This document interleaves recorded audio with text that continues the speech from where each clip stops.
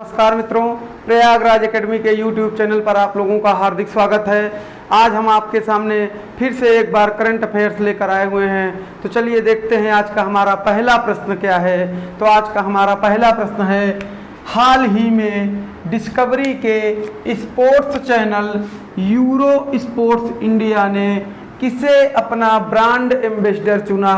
तो इसका आंसर हो जाएगा आपका किसको चुना है, तो जॉन अब्राहम को चुना है। किसको चुना है? जॉन अब्राहम को चुना है। जॉन अब्राहम को चुना गया है। किसका brand ambassador? Euro sports India का ब्रांड एम्बेसडर। तो चलिए अगले प्रश्न की ओर चलते हैं। भारतीय पुरुष हॉकी टीम ने टोक्यो ओलंपिक में कौन सा पदक जीता है? भारतीय पुरुष हॉकी टीम ने टोक्यो ओलंपिक में कौन सा पदक जीता है? तो भारतीय हॉकी टीम ने टोक्यो ओलंपिक में कांस्य पदक जीता है। कौन सा पदक जीता है? कांस्य पदक जीता है। और कितने दशकों के बाद जीता है? तो लगभग 4 दशक के बाद, 41 वर्ष के बाद जीता है।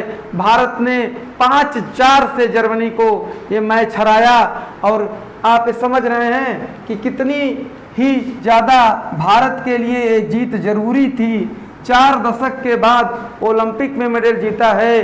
ठीक है, तो और ओलंपिक में कुछ और भी मेडल जीते गए हैं। हम ओलंपिक की एक अलग से क्लास में आपको बताएंगे, जिसमें नीरज चोपड़ा जी गोल्ड मेडल जीते हैं। तो युद्ध कहाँ तक टाला जाए, युद्ध कहाँ तक टाला जाए, द्वंद्व कहाँ तक पाला जाए, और हम भी है राणा के वंशज, फेंक जहाँ तक भाला जाए। ठीक है, तो चलिए अगले प्रश्न की ओर चलते हैं। आज का हमारा तीसरा प्रश्न है, किस राज्य की पुलिस ने 100% अंकों के साथ crime and criminal tracking network system CCTNS के तहत भारत में पहला स्थान हासिल किया है? तो कहाँ की पुलिस है? हरियाणा राज्य है। नाम आप लिख लीजिए, राज्य का नाम क्या है? हरियाणा है। और CCTNS किसके अंतर्गत कार्य करता है? तो ये गृह मंत्रालय के अंतर्गत कार्य करता है। चलिए अगले प्रश्न की ओर चलते हैं। टोक्यो पैरालंपिक, ये जो है ओलंपिक नहीं, पैरालंपिक के थीम गीत कर दे कमाल तू को किसने लॉन्च किया है? तो इस गीत को लॉन्च किया है अनुराग ठाकुर जी ने। किसने किया है? अनुराग ठाकुर जी इस गीत को लॉन्च किए हैं। कर दे कमाल तू को अनुराग ठाकुर जी ने लॉन्च किया है। चलिए अगले प्रश्न की ओर चलते हैं। और अगला प्रश्न है हमारा पांचवा, हाल ही में किस राज्य के मुख्यमंत्री कुएप, कौन सा है? KOO कुएप में शामिल हुए हैं? तो ये कहाँ के मुख्यमंत्री हैं? आंध्र प्रदेश के मुख्यमंत्री हैं। और आंध्र प्रदेश के मुख्यमंत्री कौन है? जगनमोहन रेड्डी जी हैं। एक कुएप है क्या? तो एक कुएप जो है ऐसा है कि ये जो है रीजनल लैंग्वेज में बात करने का एक तरीका है। जैसे हम लोग हिंदी में बात करते हैं, कुछ लोग तमिल में करते हैं, कन्नड़ में करते हैं, मलयालम में करते हैं। तो रीजनल लैंग्वेज में बात करने की माइक्रोबायोलॉजी सोशल साइट है। ठीक है, अब आंध्र प्रदेश के बारे में कुछ और बातें जान लें। आंध्र प्रदेश की 3 राजधानी है। कितनी राजधानी है? 3 राजधानी है। एक कौन सी है? एग्जीक्यूटिव है। एक कौन है? लेजिस्लेटिव है। और तीसरी कौन सी है? जुडिशियल है। ठीक है, तो आंध्र प्रदेश की 3 राजधानी है, एग्जीक्यूटिव, लेजिस्लेटिव और जुडिशियल। तो एग्जीक्यूटिव कौन सी है? विशाखापट्टनम आपकी हो जाएगी एग्जीक्यूटिव। कौन सी? विशाखापट्टनम। लेजिस्लेटिव हो जाएगी आपकी अमरावती। और जुडिशियल हो जाएगी आपकी कुर्नूल। चलिए अगले प्रश्न की ओर चलते हैं। अब पूछा गया है, हाल ही में ISA समझौते पर हस्ताक्षर करने वाला 5वां देश कौन बना है? तो 5वां देश है जर्मनी। इसका आंसर है जर्मनी। जर्मनी की राजधानी है बर्लिन। और ये ISA है क्या? तो इसका है इंटरनेशनल सोलर एलायंस। इसका फुल फॉर्म होता है इंटरनेशनल सोलर अलायंस। और जान लीजिए कि ये क्या है, सोलर अलायंस से है। अगर देखिए आप तो 3 रेखाएं होती हैं। एक होती है 0 डिग्री जिसे आप विषुवत या भूमध्य रेखा कहते हैं, एक होती है 23.5 डिग्री उत्तरी दक्षिणी अक्षांश, इसको आप मकर रेखा कहते हैं। ये आपकी मकर है, ये आपकी विषुवत है, और ये क्या है आपकी 23.5 डिग्री नॉर्थ है जिसे आप कर्क रेखा के नाम से जानते हैं।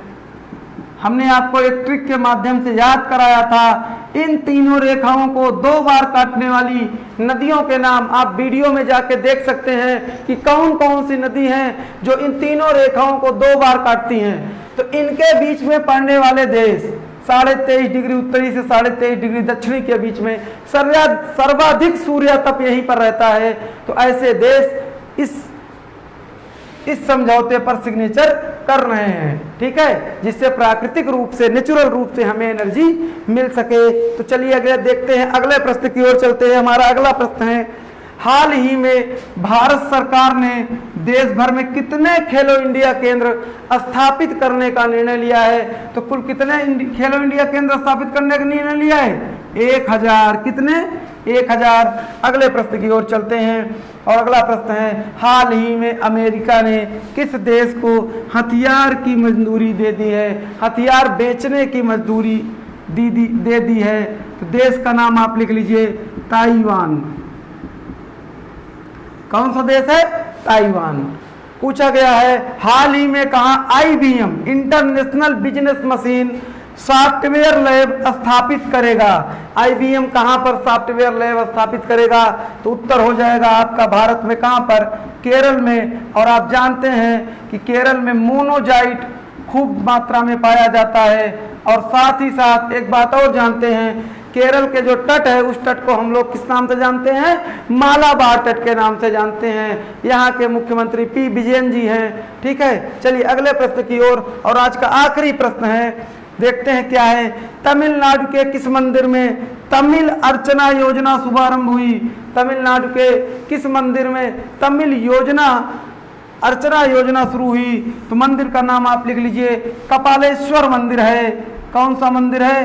कपालेश्वर मंदिर है। यहाँ के लगभग 45 मंदिरों में अब जो भक्तगण हैं वो तमिल भाषा में पूजा कर सकेंगे। ये जो है तमिल अर्चना योजना का मतलब यही है। इसको किसने प्रारंभ किया? तो वहाँ के मुख्यमंत्री, क्या नाम है उनका? MK स्टालिन जी ने प्रारंभ किया है। मुख्यमंत्री का नाम है MK स्टालिन। और पार्टी कौन सी है? तो इनकी पार्टी है DMK। अभी पेट के एग्जाम में पूछा गया था कि किस पार्टी से हैं, तो स्टालिन जी DMK से हैं। तो मित्रों, आपको आज का वीडियो कैसा लगा आप कमेंट करके अवश्य बताइएगा, और इस वीडियो को जितना अधिक से अधिक हो सके शेयर कीजिएगा और लाइक कीजिए, और सब्सक्राइब करना और करवाना बिल्कुल न भूलें, जिससे दूर दराज ग्रामीण क्षेत्रों में बसे लोगों तक हमारा ये जन संदेश पहुंच सके और वो लोग भी इस वीडियो का लाभ उठा सकें। धन्यवाद।